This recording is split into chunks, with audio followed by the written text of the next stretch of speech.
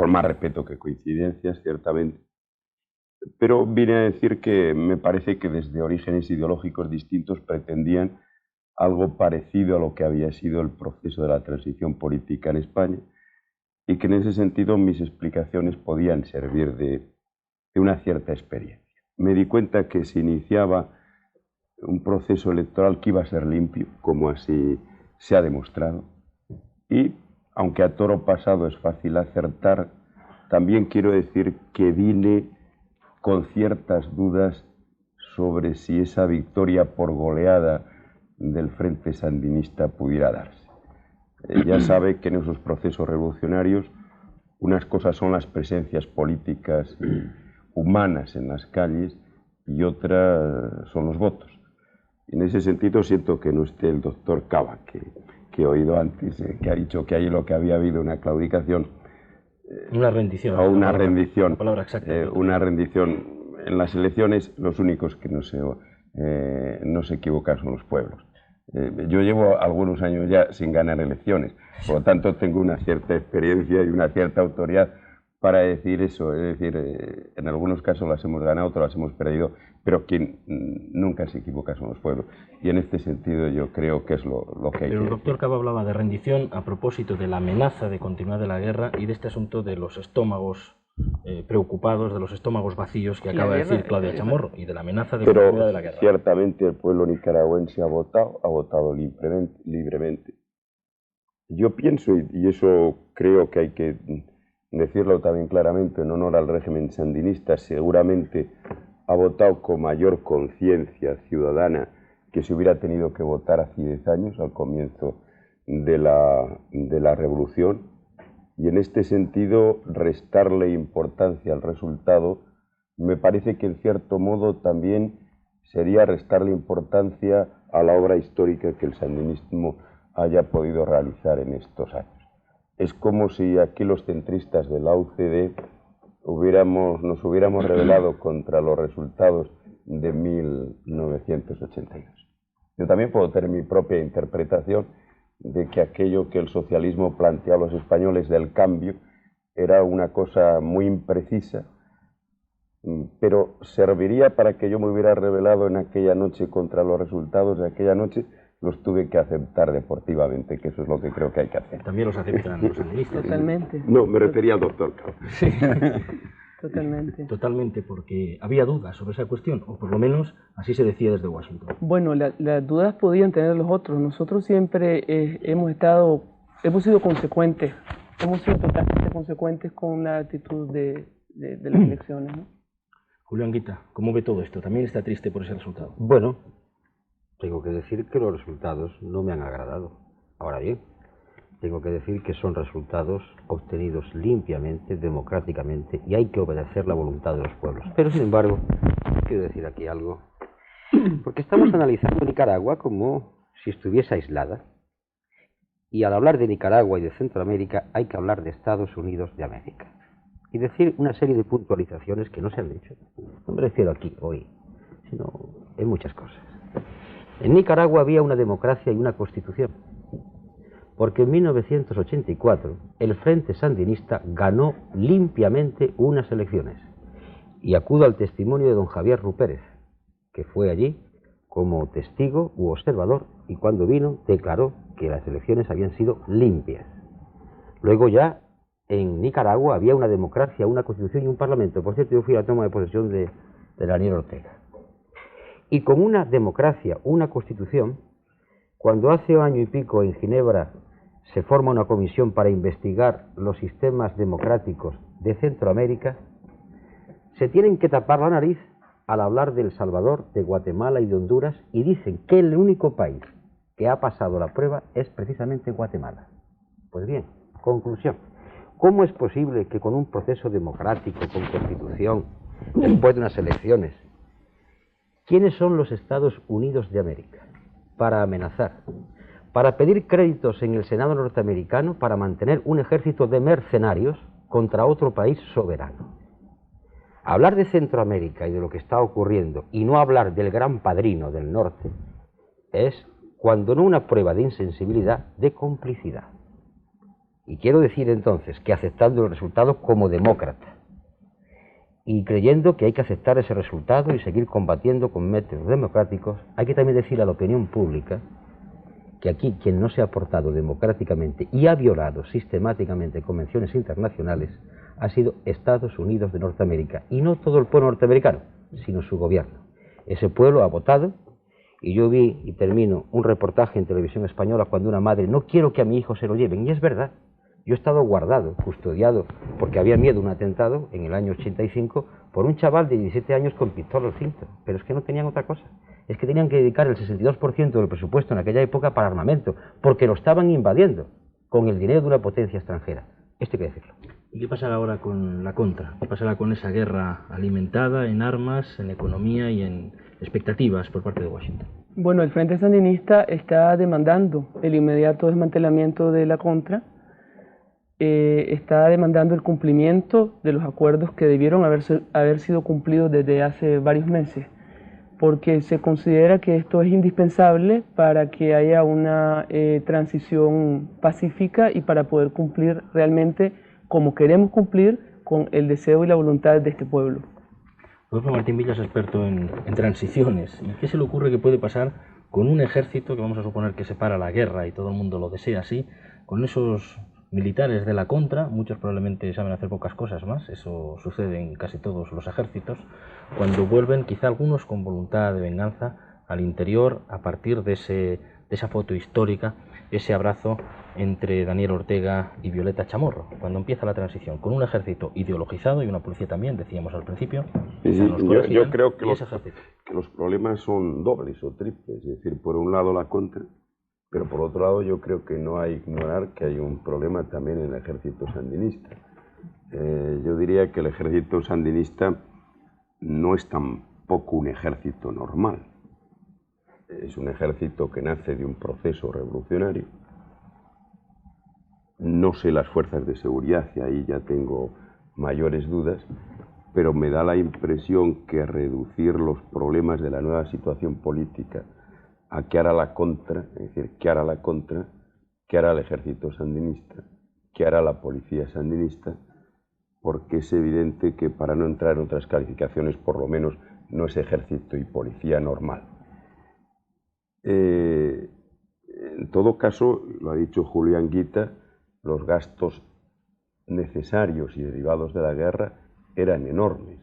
Los efectivos del ejército deben ser, ¿cuántos? 20, 40.000, es decir, 20 o 40.000 miembros de un ejército en un país de 4 millones. Es como si aquí tuviéramos un ejército de 400.000 personas. Es decir, realmente a todo juicio desmesurado. Hay que reducirlo y, por supuesto, supongo que una de las cosas que la normalización política que tiene que traer es, en ese sentido, un ejército normal y profesional que hoy no existe. Si me permiten, antes de entrar a hablar, a puntualizar sobre el ejército, yo creo que es importante destacar que cuando yo me refería antes a una contribución del Frente Sandinista a Nicaragua, pues Nicaragua no solamente, el Frente Sandinista pues está entregando ahorita a un país con una constitución, con un marco, con una legislación, con una institución democrática muy fortalecida y que, como decía antes, pues ha permitido que ahora estemos enfrentando un triunfo contrario a nuestros intereses. Entonces, el Ejército Popular Sandinista y la Policía Sandinista y estas instituciones del Ministerio del Interior también pues, forman parte de esta institución. El nuevo gobierno, el gobierno que encabezará mi madre a partir del 25 de abril, es un gobierno de derecho, no es un gobierno de facto, por tanto tiene el compromiso de actuar dentro de este marco constitucional. Nosotros vamos a defender la integridad del ejército y el profesionalismo del ejército. Ahora, ya dentro de esta normalización, para lograr una transición como debe ser, pues ya han comenzado las negociaciones que por parte del Frente Sandinista las encabeza el general Humberto Ortega, que además es ministro de Defensa, y por la Unión Nacional Opositora las está encabezando Antonio Lacayo, que fungió como jefe de campaña y que es mi cuñado. Realmente ustedes en en el día de Navidad o el día de la fiesta familiar pueden reunir a todas las fuerzas políticas y se pueden resolver muchos problemas allí. Y dígame, es cierto incluso que usted misma fue en un momento determinado mensajera del Frente Sandinista hacia la oposición, tratando de incorporar a su madre a uno de los gobiernos. Sí, efectivamente, en 1979 yo fui el canal que utilizó el Frente Sandinista para llevarle el mensaje, la invitación a mi madre para integrar la Junta de Gobierno.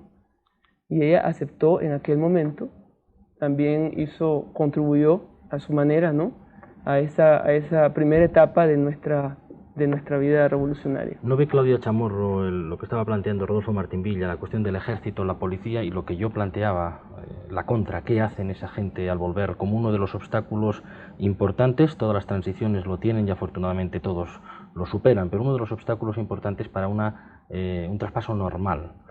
Estamos efectivamente frente a una transición compleja, es decir que no se trata de un asunto complejo sería evadir la realidad.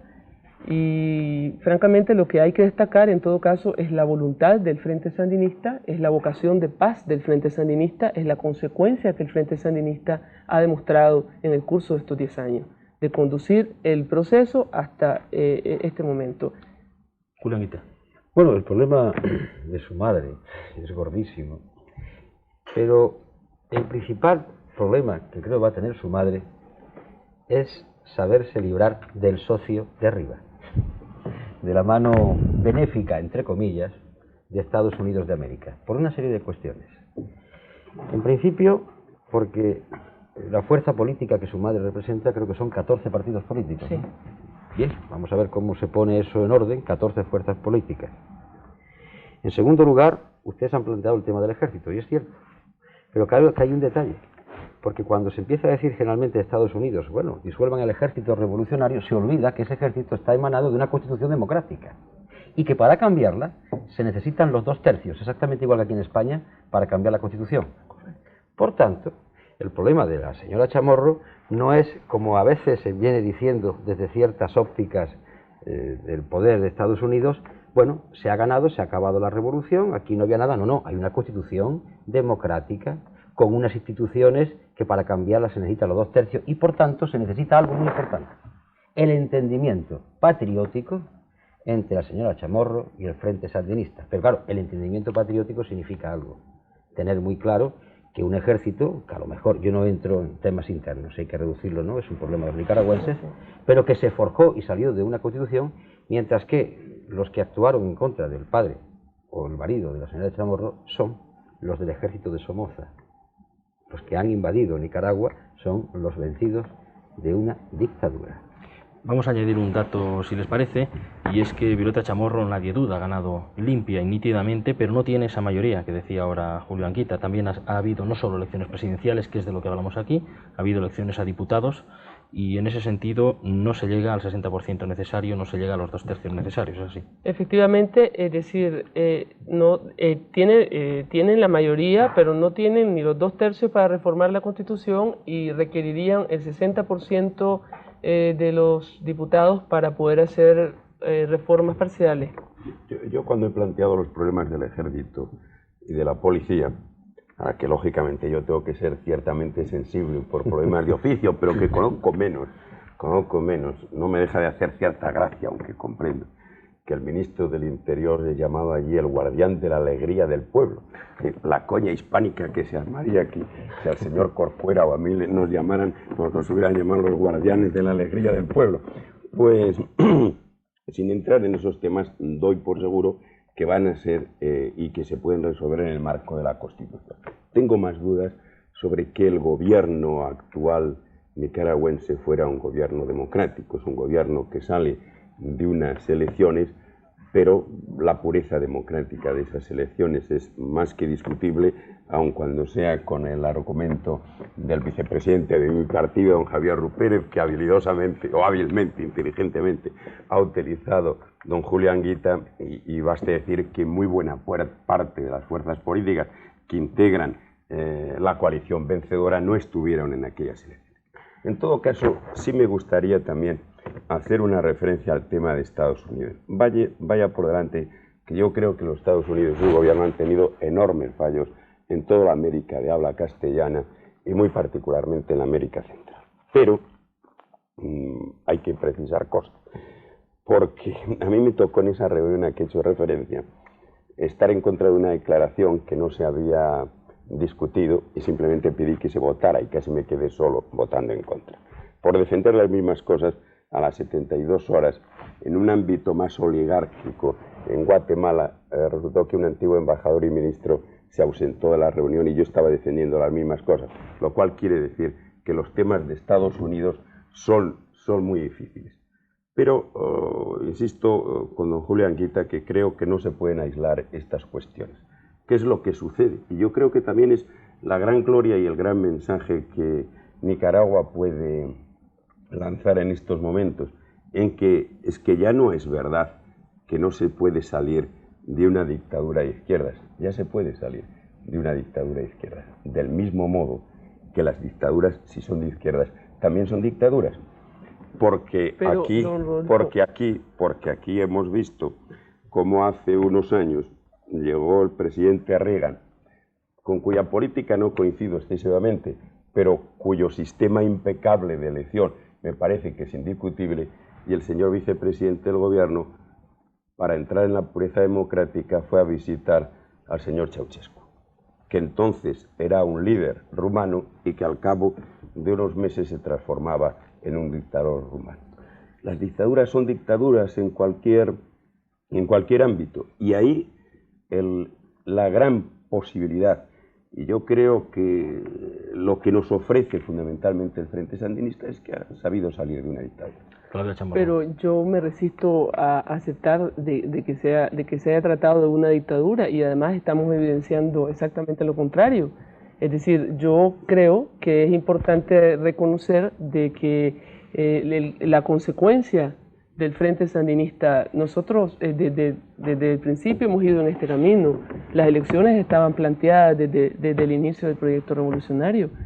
La legitimidad de la revolución debía de ser renovada a través de las elecciones. Con lo que no contábamos, evidentemente, al principio, era con la política norteamericana que iba a estar así colgada encima de nosotros. Pienso que eso es importante destacarlo. Ahora, yo quisiera referirme también a las elecciones de 1984. Fueron elecciones libres. No participó todo el mundo porque los Estados Unidos les pidieron que no participaran.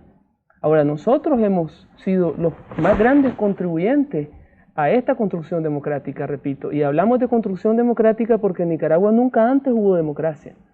En 150 años nunca se pudo elegir un presidente como se está eligiendo ahora tan democráticamente. Ahora pasamos nosotros a la oposición y vamos a demostrar que somos democráticos. Vamos a continuar demostrando lo que ya está demostrado en este momento.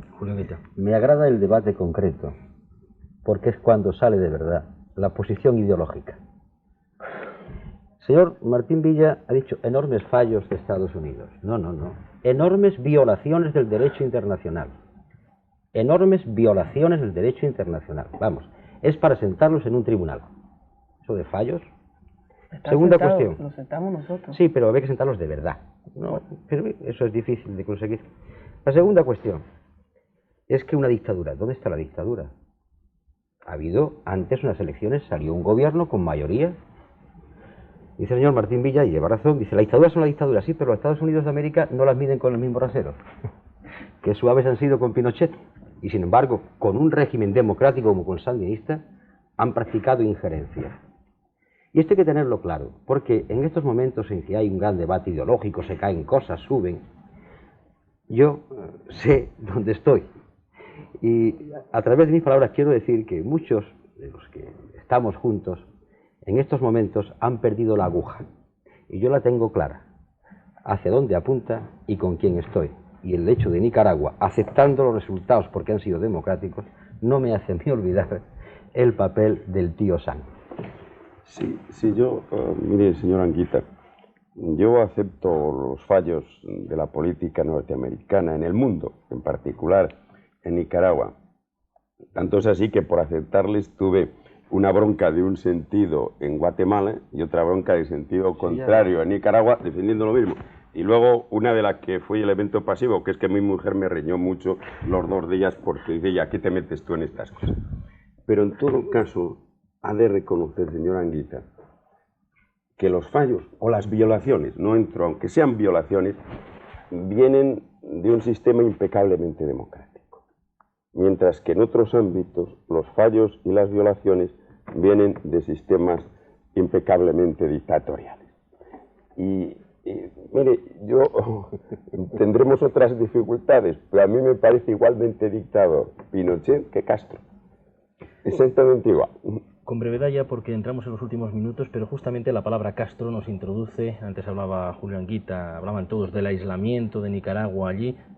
Hagan una referencia, por favor, al aislamiento en el que queda Cuba en estos momentos, en esa situación. Estamos en los últimos minutos. Julio Anguita, si quiere contestar a Rodolfo Martín Villa, Claudia Chamorro también. Pero una cuestión muy clara, que en Norteamérica haya un sistema democrático, y me gustaría discutir sobre el tema, aparte de lo formal, no impide que un sistema democrático haga auténticas aberraciones. Porque la verdad la diga Agamenón o su porquero. Y si los Estados Unidos democráticamente invaden un país, violan los derechos internacionales, son violaciones de los derechos internacionales por muy democráticos que sean. Los Estados Unidos mantuvieron a la dictadura somocista hasta el último momento. Es decir, apoyaron la salida de Somoza cuando ya no les quedaba más remedio, cuando ya Somoza estaba prácticamente tirado porque el pueblo lo había tirado. Sí, yo creo que el gran mensaje de Nicaragua, que es verdad que ha hecho frente a muchas cosas y también a la política de Estados Unidos, es que es posible salir de esa situación. Y creo que además eso es posible también porque en el mundo están pasando muchas cosas, y no solamente en la América de habla española, sino que están pasando en Europa. Porque por primera vez, yo insisto, ha sido posible salir limpiamente de una dictadura de izquierdas. Bueno, yo no reconozco, no acepto el término de dictadura, don Rodolfo me permite. Es inaceptable. Yo sí me parece y tengo que insistir en la contribución democrática, en la contribución a esta construcción democrática. El Frente Sandinista votó a Somoza, desde luego que se sumaron una serie de elementos. ¿Votó con B en este sentido? ¿Quiere decir usted que lo echó fuera? Sí. Desde luego, es decir, hay una serie de elementos que jugaron. El asesinato de mi padre, por ejemplo, fue un detonante muy importante para la caída de Somoza. Luego el Frente Sandinista estableció un sistema, cambió las estructuras, algo que era absolutamente indispensable, no solamente para Nicaragua, sino que sería necesario para muchísimos países en América Latina, para que pudiera haber una mejor distribución de la riqueza y mayor equidad social. Luego sobrevivió a la guerra impuesta por los Estados Unidos y aún así está entregando un gobierno, está entregando un país con un marco constitucional, con una situación realmente, ahí está. Ahora, señores, respecto al proceso electoral y el pueblo quiere el cambio por las razones que señalé anteriormente, porque realmente, es decir, ya nosotros no podíamos resolver el asunto de la guerra porque la guerra la teníamos encima. Y tanto le dijeron al pueblo, si siguen los sandinistas, va a seguir la guerra, que bueno, a nadie quiere que se le muera a su gente. Respecto a la limpieza del proceso electoral, entonces, yo creo que en eso coincidimos todos. Sí, pero no coincidimos en que es dictadura. Perdón, precisamente porque había que salir de aquella situación a una situación democrática, es porque la situación de partida no lo era. Pero es que si hubiera sido dictadura, no hubieran habido elecciones. Estaba marcada. Perdón. Estaba marcada por los Estados Unidos. Perdón, justamente es posible salir a una situación democrática cuando se parte de una situación no democrática. Si no, no estaríamos hoy hablando de este tema. Estaríamos hablando de una de las múltiples elecciones que hay en todo el mundo, porque cuando ya estamos en normalidad, todo esto es un acto de ordinaria administración, porque estamos en un acto excepcional, porque no veníamos de una democracia y estamos en una democracia gracias a un sistema no estrictamente democrático. Lo saludamos, yo al menos lo saludo. Primero saludo la limpieza del proceso, saludo el patriotismo y la limpieza y la altura de miras del Frente Sandinista, si además se cumple, como espero que se cumple, una entrega ordenada del poder, pero la situación de partida, a mi juicio al menos, no lo es. En cualquier caso, estamos llamados a presenciar el espectáculo de la reconciliación. ¿Ustedes admiten esta palabra, Claudia Chamorro? Efectivamente. Digo si lo admiten porque probablemente el mismo hecho de utilizar la palabra reconciliación está dando algunas pistas sobre la situación anterior que podía existir. Nosotros en España hemos hablado de reconciliación durante muchos años con relación a una situación de dictadura. Nosotros estamos, digo, si admiten la palabra reconciliación. Es decir, es más, es necesaria. Hemos dado montones de pasos a favor de la reconciliación y tenemos una vocación probada de paz. Queremos la paz. Es decir, no pudimos ganar estas elecciones simplemente porque la guerra, como decía, estaba totalmente pendiente sobre nosotros, pero tenemos una vocación de paz y hemos sido consecuentes con ella. Hay que decir que ese ejemplo de Daniel Ortega, y supongo que estará de acuerdo también el señor Martín Villa y Julio Anguita, ha hecho enmudecer a los propagandistas más anticomunistas y antisandinistas que leíamos en la prensa conservadora europea y norteamericana. Esto han tenido que reconocer